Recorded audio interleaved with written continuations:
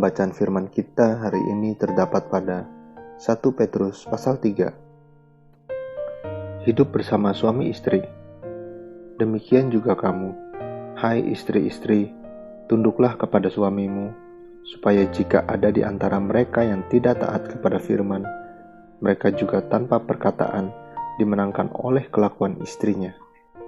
Jika mereka melihat bagaimana murni dan salehnya hidup istri mereka itu, perhiasanmu janganlah secara lahiriah, yaitu dengan mengepang-epang rambut, memakai perhiasan emas, atau dengan mengenakan pakaian yang indah-indah.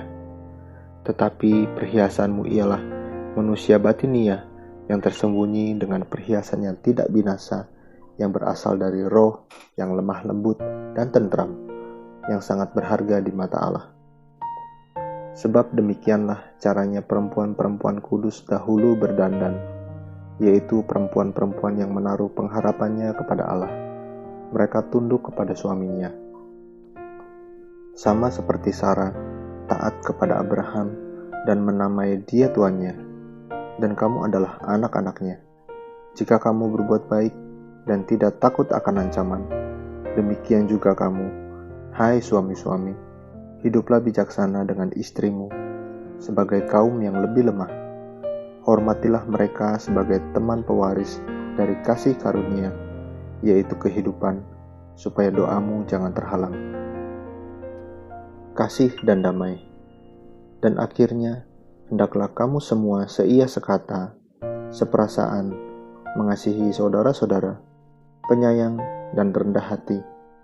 Dan janganlah membalas kejahatan dengan kejahatan, atau caci maki dengan caci maki, tetapi sebaliknya, hendaklah kamu memberkati, karena untuk itulah kamu dipanggil, yaitu untuk memperoleh berkat. Sebab siapa yang mau mencintai hidup dan mau melihat hari-hari baik, ia harus menjaga lidahnya terhadap yang jahat, dan bibirnya terhadap ucapan-ucapan yang menipu. Ia harus menjauhi yang jahat dan melakukan yang baik. Ia harus mencari perdamaian dan berusaha mendapatkannya. Sebab mata Tuhan tertuju kepada orang-orang benar, dan telinganya kepada permohonan mereka yang minta tolong. Tetapi wajah Tuhan menentang orang-orang yang berbuat jahat. Menderita dengan sabar.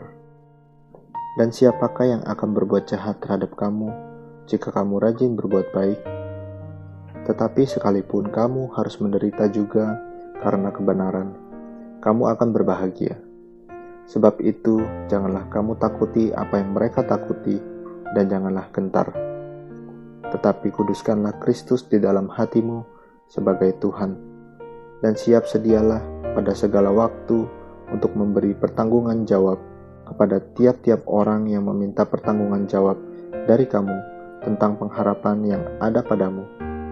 Tetapi haruslah dengan lemah lembut dan hormat, dan dengan hati nurani yang murni, supaya mereka yang memfitnah kamu karena hidupmu yang saleh dalam Kristus menjadi malu karena fitnahan mereka itu.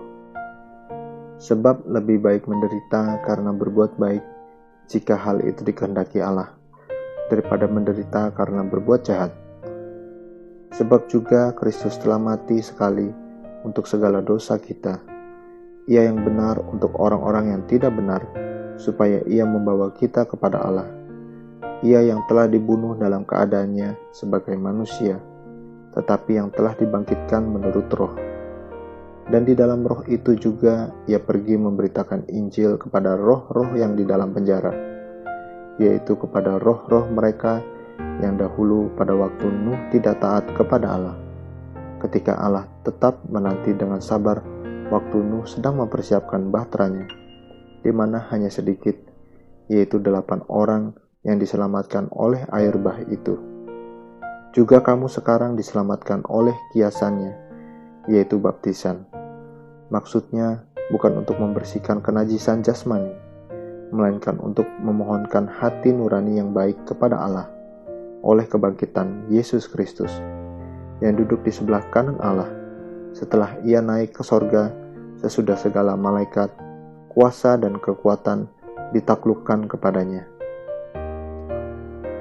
Amin. terus baca firman-Nya, renungkan dan lakukan dalam kehidupan kita. Tuhan Yesus memberkati.